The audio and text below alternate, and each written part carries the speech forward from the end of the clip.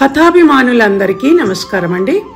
నేను డాక్టర్ శ్రీమతి కొఠారి వాణి చలపతిరావుని ఈ ఆదివారం రోజు మీకోసం ప్రత్యేకంగా కలిమిలేములు అనే ఒక ఆలోచనాత్మకమైన కథను వినిపించబోతున్నాను. ఈ కథ సుప్రసిద్ధ వెబ్ మ్యాగజైన్ సంచికలో 14 సెప్టెంబర్ 2025లో ప్రచురించబడింది. నేను రచించి నా స్వరంతో వినిపిస్తున్న ఈ కథ పేరు మరోసారి కలిమిలేములు. ఇంకేమాత్రం ఆలస్యం చేయకుండా త్వరగా కథలోకి ప్రవేశిద్దాం. ఏసీ రూమ్లో విశాలమైన మంచం మీద కుషన్ పరుపు మీద పడుకున్నా నిద్ర పట్టడం లేదు శ్రీపతిరావుకు. అందుకే అట్నుంచి ఇట్నుంచి అటు మసులుతూ అవస్థపడుతున్నాడు. తాగిన ఫారెన్ విస్కీ కూడా మత్తునిచ్చి కళ్ళు మూతల పడేలా చేయటం లేదు. ఎన్నో కోట్లకు అధిపతి, గడచిన తరాల నుంచి సంక్రమించిన స్థిర చరాస్తులు, అవిగాక తన వ్యాపారంలో సంపాదించిన కోట్ల ఖరీదు చేసే డబ్బుల కట్టలు, పెద్ద పెద్ద ఇళ్ళు, న్యూ మోడల్ కార్లు బోలెడున్నాయి. తన ఇంటి కాంపౌండ్లోనే ఒక బిల్డింగ్ని సపరేట్గా కేవలం తన కోసం అన్నట్టు విలాసవంతంగా నిర్మించుకున్నాడు. అందులోకి ఆయన భార్యాపిల్లలు కూడా రారు.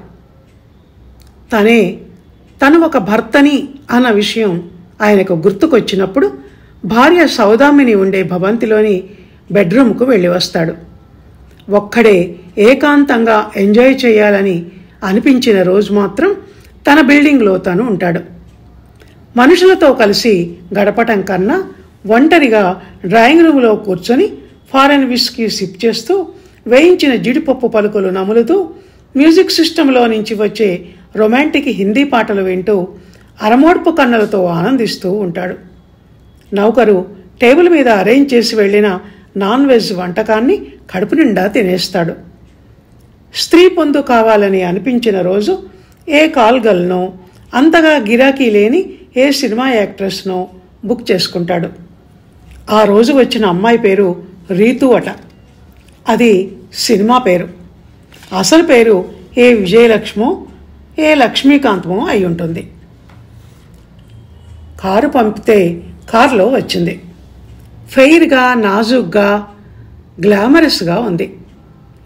పేరు అడిగితే రీతు అని చెప్పింది. అది విన్న శ్రీపతి పెదవుల మీద ఒక చిరునవ్వు వెలిసింది. అదోలా. నువ్వెందుకు ఈ వృత్తిలోకి దిగావు అని అడిగాడు. ఎందుకు దిగుతాం? డబ్బుల కోసం అంది ఆ అమ్మాయి. ఇది కూడా తెలియదా అన్నట్టు. సినిమా నటివి కదా, పేరుకే. ఫిగర్ బాగుంది, నిన్ను సినిమా యాక్ట్రెస్ని చేస్తా అంటూ సినిమాల్లో పనిచేసే ఒకడు నా వెంటపడి వాడుకొని 4 సినిమాల్లో వేషాలు, అవి చిన్న చిన్నవి ఇప్పించినట్టే ఇప్పించి నన్ను అక్కడ వదిలేసి పారిపోయాడు. ఆ తర్వాత వేషాల కోసం వాళ్ళకి వీళ్ళకి ఒళ్ళు సమర్పించాల్సి వచ్చింది. అయినా లాభం లేదన్నట్టు అయిపోయింది నా పరిస్థితి. అందుకే మధ్య మధ్య ఇలా మీలాంటి వాళ్ళెవరైనా పిలిస్తే వెళుతుంటాను అంది రీతు అనే ఆ అమ్మాయి.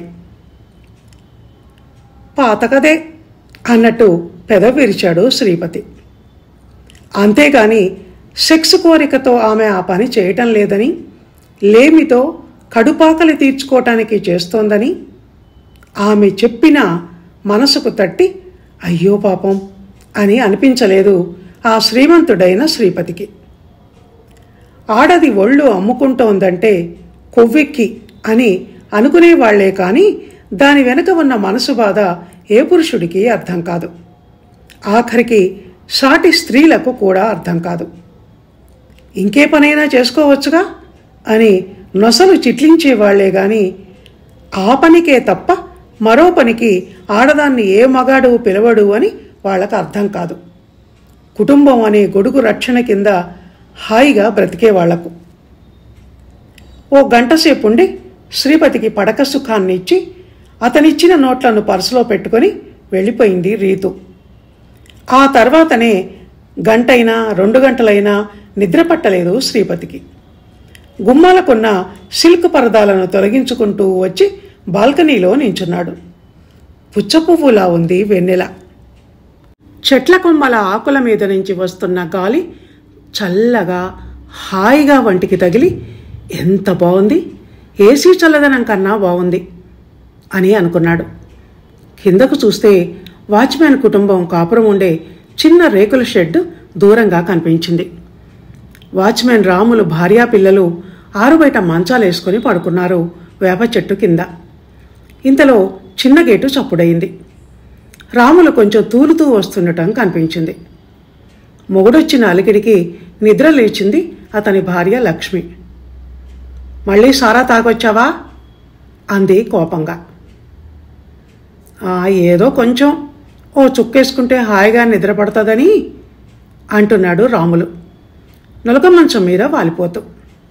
తను అదే మంచం మీద అతని పక్కన ఒరిగింది లక్ష్మి. శ్రీపతి వెనక్కు తిరిగి తన గదిలోకి వచ్చాడు. పరుపు మీద పడి ఎంత పొర్లినా నిద్ర రాలేదు.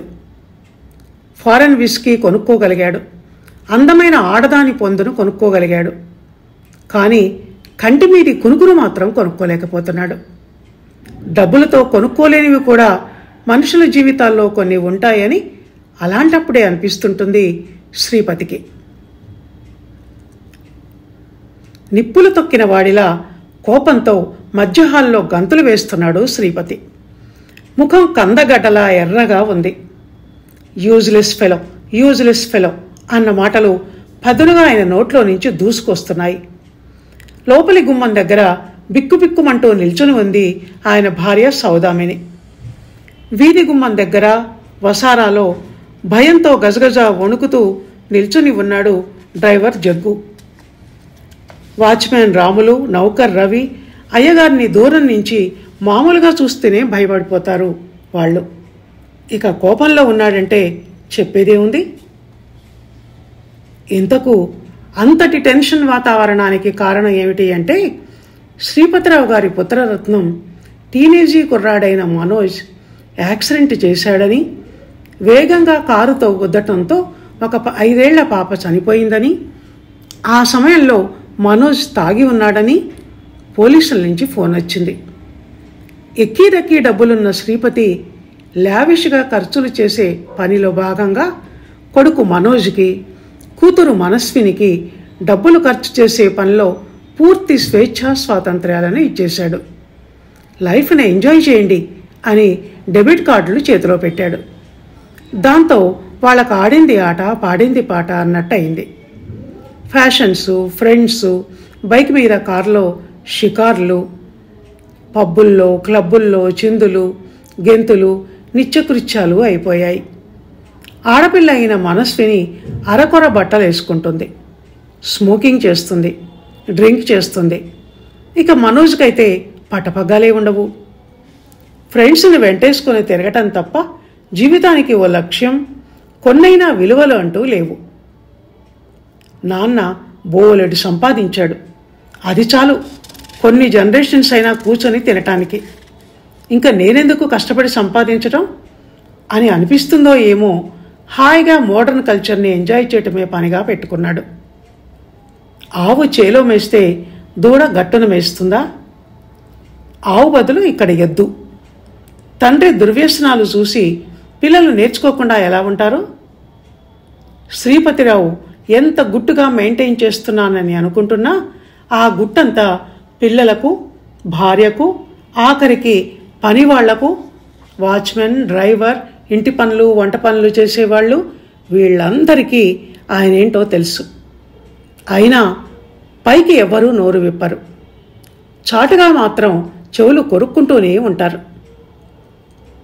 ఆ రోజు శ్రీపతి కొడుకు మనోజ్ యాక్సిడెంట్ చేశాడని తెలిసి డబ్బు మదం అని అనుకుంటూనే ఉన్నారు లోపల వాళ్ళంతా. కోపంతో చిందులు తొక్కుతున్న అయ్యగారిని చూసి పైకి భయపడుతున్నా లోపల విమర్శిస్తూనే ఉన్నారు. జగ్గో, డ్రైవర్ని పిలిచాడు శ్రీపతి. సార్, చేతులు కట్టుకుని వచ్చి నిల్చున్నాడు జగ్గారావు. బాబుతో మీ అబ్బాయి గోపి కూడా ఉన్నాడా? ఉన్నాడంట సార్. మరి వాడు డ్రైవ్ చేయకుండా అబ్బాయి గారు ఎందుకు డ్రైవ్ చేస్తున్నాడు? చిరాకు పడుతూ అడిగాడు శ్రీపతి. అందులో కొంత కోపం కూడా తొంగి చూస్తోంది. అబ్బాయి గారే నేనే డ్రైవ్ చేస్తాను, నువ్వు వెళ్ళి వెనక కూర్చో అన్నాడట సార్. పక్కన ఒక ఫ్రెండ్ కూర్చున్నాడట. మా వాడు ఎంత చెప్పినా వినకుండా అడ్డదిడ్డంగా బండి నడుపుతూ చాలా స్పీడ్గా పరుగులు పెట్టించారట. అదంతా నేను అడిగానా? గుడ్లురుముతూ అన్నాడు శ్రీపతి. Sorry sir. భయంతో 2 అడుగులు వెనక్కు వేశాడు జగ్గు. ఇదంతా నీకెవరు చెప్పారు? మావాడే చెప్పాడు. ఎలా అయిందిరా యాక్సిడెంటు? బండి నువ్వు నడుపుతున్నావా అని అడిగితే, అది సరే కానీ ఇలా రా, బాగా దగ్గరికి రా, ఎవ్వరూ వినకూడదు. రహస్యంగా చెయ్యి ఊపి పిలిచాడు శ్రీపతి. అక్కడి ట్రాఫిక్ పోలీస్తో నేను మాట్లాడి ఎలాగో ఒకలా కేసును మేనేజ్ చేయమని అడిగాను. అలాగే అన్నాడు. నువ్వు ఒక పని చెయ్యాలి. నీకు భారీగానే ముట్ట చెప్తాను. అందుకు. ఏంటి సార్? ఆ యాక్సిడెంట్ జరిగినప్పుడు డ్రైవింగ్ చేస్తోంది నేనే అని మీ అబ్బాయిని పోలీసులకు చెప్పమను. ఎందుకంటే ఆ కేసులు, ఆ పోలీస్ స్టేషన్ చుట్టూ తిరగటాలు, ఆ శిక్ష అవన్నీ అబ్బాయి గారు తట్టుకోలేరు. అందుకని మీ అబ్బాయిని. సార్ ఆశ్చర్యంతో అరిచినట్టుగా అన్నాడు జగ్గు. ఏం పర్వాలేదు, నేను చూసుకుంటాను. ఏదో కొద్ది నెలలు మేనేజ్ చేయమని మీ వాడిని. డబ్బు సంగతి నేను చూసుకుంటా. అక్కడ కట్టాల్సింది నీకు ఇవ్వాల్సింది అని. ఇక వెళ్ళు, త్వరగా ఆ పని చేయి వెళ్ళి అని నా మాటకు తిరుగులేదన్నట్టుగా, ఇది నా ఆజ్ఞ అన్నట్టుగా అక్కడి నుంచి లేచి లోపలికి వెళ్ళాడు శ్రీపతి. అదంతా చూస్తున్న ఆ ఇంటి ఇల్లాలి మనసు ఇది అన్యాయం అని మూలిగింది. పైకి అనే ధైర్యం లేక లోపలికి తన రూంలోకి వెళ్ళి మంచం మీద వాలిన శ్రీపతి అంతరాత్మ కొడుకు చేసిన తప్పును, అతని నుంచి తప్పించటానికి ఓ మనిషిని కొనుక్కోగలిగాడు తను ఈరోజు. డబ్బు ఎంత పనైనా చేయగలదని నిరూపించాడు అనుకుంది. మళ్ళీ అంతలోనే కానీ ఈ అపరాధ భావం ప్రతి క్షణం తన మనసుకు మనశ్శాంతి లేకుండా చేయదా? దాన్ని ఎలా కొనుక్కోగలడు అని ప్రశ్నించింది. ఎన్ని కోట్లు పెట్టినా అది దొరకదు కదా అని ఆలోచిస్తున్నాడు శ్రీపతి. ఆ రోజు సిటీకి దూరంగా ఉన్న ఓ ఇంటీరియర్ ప్లేస్లో ఓ ఫామ్ హౌస్ అమ్మకానికి ఉందని తెలిసి కారులో డ్రైవర్ని తీసుకుని బయలుదేరాడు శ్రీపతిరావు. ముందుగా తను వెళ్ళి చూసి నచ్చితే అప్పుడు కుటుంబాన్ని, సంబంధిత అధికారులను, సిబ్బందిని తీసుకెళ్లి దాని విలువకు సంబంధించిన లెక్కల అంచనా వేయించాలని అనుకున్నాడు. సిటీ అవుట్స్కట్స్ దాటి చెట్లు, పొదలు, మైదానాలు, నరసంచారం లేని నిర్మానుష్య ప్రదేశాలు దాటి ముందుకు వెళ్తోంది కారు. ఇదేంటి జగ్గు, ఇంత దూరం ఉంది? సిటీకి దగ్గరే, పెద్ద దూరం కాదు అని చెప్పాడు ఆ ఫామ్ హౌస్ ఓనర్ పిఏ అన్నాడు శ్రీపతి. దూరమే సార్, వాళ్ళదే ఉంది, అమ్ముడు పోవటం కోసం అని వాళ్ళు అంతే చెప్తారు అన్నాడు జగ్గు. దాంతో ఆ చెప్పిన రియల్ ఎస్టేట్ బ్రోకర్కి ఫోన్ చేద్దామని ఫోన్ తీశాడు. కానీ సిగ్నల్స్ లేనట్టు చూపిస్తోంది సెల్ స్క్రీన్. సిగ్నల్స్ లేవు అన్నాడు. ఇదంతా కొండ ప్రాంతం సార్ అన్నాడు జగ్గు. ఇంతలో ఉన్నట్టుండి కారు సడన్గా ఆగిపోయింది. ఏమైంది? ఏమో సార్, చూడాలి. డీజిల్ ఉంది కదా? ఉంది సార్ అని బాయ్నెట్ ఎత్తి, ఇంజన్లో ప్రాబ్లం సార్, మెకానిక్ దగ్గరికి తీసుకెళ్ళాలి. బండి కదలదు గనక మెకానిక్నే ఇక్కడికి తీసుకురావాలి అన్నాడు జగ్గు యజమానికి భయపడుతూ. బయట చాలా ఎండగా ఉంది. కారు లోపల ఏసీ కూడా పనిచేయటం లేదు. దాంతో టెన్షన్ పడ్డాడు శ్రీపతి. 5 నిమిషాలకే చెమటలు పడుతున్నాయి. ఉక్కపోతగా ఉంది. దాంతో బండి కండిషన్లో ఉందో లేదో ముందుగా చెక్ చేసుకోవా నువ్వు? ఇప్పుడెలా? సిటీతో కనెక్షన్ కూడా లేకుండా పోయింది. ఫోన్ చేసి మరో కారు తెప్పించుకోవటానికి అని చిరాకు పడిపోయాడు శ్రీపతి. చూస్తూనే ఉంటా సార్ ఎప్పటికప్పుడు. అయినా అదేంటో ఒక్కోసారి ఇలా అవుతుంటుంది. మీరెళ్ళి ఆ చెట్టు కింద నిల్చోండి సార్, కాస్త చల్లగా ఉంటుంది. నేను అదిగో అక్కడ దూరంగా కనిపిస్తున్న ఆ దారి దగ్గరికి వెళ్ళి ఏదైనా బండి లిఫ్ట్ ఇస్తుందేమో చూసొస్తాను. అక్కడ 1, 2 అన్నట్టే పోతున్నాయి, కానీ అయినా అడిగి చూస్తాను అంటూ శ్రీపతి చెట్టు కిందికి వెళ్ళగానే తను ఆ రోడ్డు వైపు నడిచాడు జగ్గు. నడుస్తూ ఆలోచిస్తున్నాడు. ఎండ కన్నెరగకుండా అస్తమానం ఏసీ గదుల్లో కూర్చొని ఏసీ కారుల్లో తిరుగుతుంటే ఇలాంటి కష్టం వచ్చినప్పుడు ఈ దొరబాబులకు కష్టమే. ఈ తండ్రి అంతే, ఆ పిల్లలు అంతే. డబ్బు మదం కన్ను మిన్ను కానకుండా చేస్తుంది కాబోలు మనుషులను. ఈ కారు ఈరోజు ఎంత పనిచేసింది? కోట్లకు పడగలెత్తిన వాణ్ణి చెట్టు నీడిన నిలబెట్టింది. ఒళ్ళు కొవ్వెక్కి యాక్సిడెంట్ చేసిన కొడుకును ఒడ్డున పడేయటం కోసం నా కొడుకుని జైలుకు పంపించాడు. ఇన్ని నోట్ల కట్టలు నా మొహాన కొట్టి. ఎవడికి కావాలా ఆ డబ్బులు? కన్న కొడుకు కన్నా ఆ పాపిష్టి డబ్బు ముఖ్యమా? ఈయనకు భయపడి ఏమీ మాట్లాడలేకపోయాను, గాని నా గుండె చెరువయింది నా కొడుకుకు చెయ్యని తప్పకు జైలుకు పంపాలంటే. ఎదురు తిరిగి ఏమన్నా అంటే ఆ డబ్బుతోనే ఎక్కడ చావు దెబ్బ కొడతారో ఈ ఉన్నోళ్ళు అని భయపడాల్సి వచ్చింది అని అనుకుంటూ వెళ్తున్నాడు జగ్గు. అంత ఎండ కూడా ఆయన్ని ఏమీ చేయలేకపోతోంది. చెట్టు కింద నిల్చున్న శ్రీపతిరావు పరిస్థితి మాత్రం చెప్పనలివి కానంత దీనంగా ఉంది.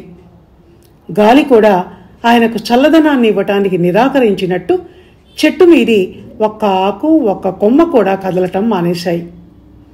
ఎండ తీవ్రతకు దాహంగా ఉంది. ఆకలి కూడా వేస్తోందని కడుపులో పేగులు అరిచి మరీ చెప్తున్నాయి. ఎప్పుడు కారులో తినటానికి తాగటానికి కాస్త ఏమైనా ఉంచుకోండి అని భార్య చెప్పే మాటలను తోసిపుచ్చుతూ రోడ్డు పొడుగున బోలెడు హోటళ్లు, కూల్ డ్రింక్ షాపులు ఉంటాయి. డబ్బులు పడేస్తే ఏదంటే అది దొరుకుతాయి అని అనేవాడు. డబ్బులు పడేస్తే అన్న ఆలోచనే డబ్బు పట్ల నిర్లక్ష్యానికి, డబ్బు అహంకారానికి నిదర్శనం. డబ్బు ఎంత పడేసినా కొన్ని సందర్భాలలో కొన్నింటిని కొనుక్కోలేమన్నది ఇప్పుడు శ్రీపతికి అనుభవపూర్వకంగా తెలిసి వస్తున్న విషయం. దాహార్తిని భరించటం ఎంత కష్టమో, ఆకలి అనే దాన్ని తట్టుకోవటం ఎంత కష్టమో జీవితంలో ఒక్కసారైనా అది అనుభవంలోకి వచ్చిన వాడికే తెలుస్తుంది. తిన్నది అరగక ముందే మళ్లీ తినేవాడికి ఆ అనుభవం ఎలా అవుతుంది? ఒక్కోసారి ఇలాంటి సంకట పరిస్థితులు అనుకోకుండా వస్తే తప్ప. ఆ రోజు అలా 2 గంటలు ఎండలో ఉక్కపోతలో ఆకలి దప్పులతో నిల్చున్న తర్వాత అప్పుడు తెలిసి వచ్చింది శ్రీపతికి. జేబులో ఎన్ని నోట్ల కట్టలు ఉన్నా వాటిని నమిలి తినలేమని, వాటి నుంచి ఒక్క గ్లాసు మంచినీళ్ళు కూడా పుట్టించి గొంతు తడుపుకోలేమని. జీవితం నేర్పే పాఠాలను శ్రీపతి లాంటి వాళ్ళు నేర్చుకున్నట్టు పైకి కనిపించకుండా ఎంత గుంభనంగా ఉన్నా అంతరాత్మ మాత్రం గుర్తిస్తూనే ఉంటుంది, ఒప్పుకునేలా చేస్తూనే ఉంటుంది. కాలం కర్రు కాల్చిపెట్టే వాతలకు మనసు లోపల ఆక్రందనలు చేస్తూనే ఉంటుంది. ప్రకృతికి మనిషి కలిమిలేములతో సంబంధం ఉండదు. ఉన్నవాడు లేనివాడు అన్న పక్షపాత ధోరణి ఉండదు. దాని దృష్టిలో అంతా సమానమే. సృష్టి ధర్మం, లోకధర్మం అనే వాటిని కంటికి కనిపించని ఆ దేవుడు అందరి విషయంలో సమంగా వర్తించేలా చేస్తాడు. అలా కాకుంటే డబ్బు మదం ఉన్న ఈ మనిషికి అదే సర్వస్వం, అదే అన్నింటినీ నడిపిస్తుంది అనుకునే ఈ మనిషికి పట్టపగ్గాలుండేవా? శ్రీపతి గారికి వయసు మీద పడుతోంది. యవ్వనం తరిగిపోయి ఒంట్లో పటుత్వం తగ్గిపోయాక ఇప్పుడు జీవితం అంటే ఏంటో తెలిసి వస్తోంది. తను అందరిలాంటి మనిషేనని, కాలధర్మాలు, వయోధర్మాలు తనకు, తన దగ్గర పనిచేసే వాళ్లకు, ఈ ప్రపంచంలోని మనుషులందరికీ ఒకటేనని అనుభవపూర్వకంగా తెలిసి వచ్చాక అల్మారా తెరిచి చూస్తే ఇప్పుడు ఆ డబ్బు వల్ల అహం కలగకుండా అవన్నీ కంటికి చిత్తు కాగితాల్లా, చిల్ల పెంకుల్లా కనిపించటం మొదలుపెట్టాయి. ఒంట్లో బీపీ, షుగరు, కొలెస్ట్రాల్ వచ్చి చేరాక, మోకాళ్ల నొప్పులతో అడుగు తీసి అడుగేయలేని పరిస్థితి దాపురించాక ఇప్పుడు అనిపిస్తోంది, ఇంతేనా ఈ జీవితం అని. డబ్బులతో పక్కలోకి ఆడదాని కొనుక్కున్నట్టు డబ్బులతో నేరస్తుడైన కొడుకుకి ఓ నకిలీ నేరస్తుడిని తెచ్చిపెట్టినట్టు ఎన్ని కోట్లు ఖర్చు పెట్టినా తన ఒంట్లోని రోగాలు, తన కాళ్లలోని అశక్తత మరొకరి ఒంట్లోకి ట్రాన్స్ఫర్ చేసి తను పర్ఫెక్ట్ పర్సన్గా, నిత్య యవ్వనుడిగా మారిపోలేనని తెలిసి వచ్చింది. ఈ విషయంలో ప్రకృతి దగ్గర తన పప్పులుడకవని బోధపడింది. దాంతో మరింత నిస్సత్తువ అతని శరీరాన్ని, మనసును ఆవహించాయి. 80 ఏళ్లు దాటిన శ్రీపతిరావుకు తన ఆయుష్కు కౌంట్ డౌన్ మొదలైంది అని తెలిసి వచ్చాక మృత్యుభయం కంటి మీద కునుకు లేకుండా చేస్తోంది. సమవర్తి అయిన ఆ యమధర్మరాజు దగ్గర చావులకు ప్రత్యామ్నాయాలు అంటే అదే ఆల్టర్నేటివ్స్ ఉండవని 80 ఏళ్ల జీవితానుభవం కళ్లకు కట్టేలా పదే పదే జ్ఞాపకాల దృశ్యాలను చూపిస్తుంటే కాదనలేకపోతున్నాడు. ఎవడికి మూడినప్పుడు వాడే పోవాలి అన్న యమసూత్రం వెన్ను మీద ఒక్కటి సరిచి మరీ చెప్తోంది. బీ రెడీ అన్నట్టు ప్రతి నిమిషం. ఇంత డబ్బు సంపాదించాను ఈ జీవిత కాలంలో. కడుపులు కొట్టి బడుగు జీవితాల మీద చావు దెబ్బ కొట్టి మరి ఏం బావుకున్నాను. శరీర కష్టం లేకపోవటం వల్ల ఒళ్ళు పెంచటం, అత్యాశతో చేసిన అక్రమాల మూలంగా అందరి ఉసురు పోసుకొని పాపాన్ని మూటగట్టుకోవటం, అడ్డదారుల్లో సుఖించబోయి ఒంటికి సుఖరోగాలు తెచ్చుకోవటం తప్ప అని ఇప్పుడు ఆలోచిస్తున్నాడు శ్రీపతి. సుఖానికి సంతోషానికి మధ్య ఉన్న వ్యత్యాసం జీవితం సగానికి పడ్డాకైనా తెలిసి ఉంటే, అత్యాశకు సంతృప్తికి మధ్య ఉన్న ఆ గీతను గుర్తించగలిగి ఉంటే, డబ్బు ప్రవాహశీలతను కలిగి ఉండి చేతులు మారి అందరికీ పనికొచ్చేది అయితేనే దానికి సార్థకత అన్న విషయం తెలిసి ఉంటే ఈ జీవిత అంత్య దశలో తనకు కాస్త మనశ్శాంతైనా ఉండి ఉండేది. నా జీవితానికి ఓ అర్థం, పరమార్థం దక్కేవి అనుకున్నాడు శ్రీపతి పశ్చాత్తప్త హృదయంతో. ఇదండి కలిమిలేములు అనే కథ. విన్నారు కదా. ఈ కథ కనుక మీకు నచ్చినట్టయితే లైక్ చేయండి, షేర్ చేయండి, కామెంట్ చేయండి. మళ్ళీ వచ్చే ఆదివారం మరో మంచి కథతో కలుసుకుందాం. అందాక సెలవు. ధన్యవాదాలు.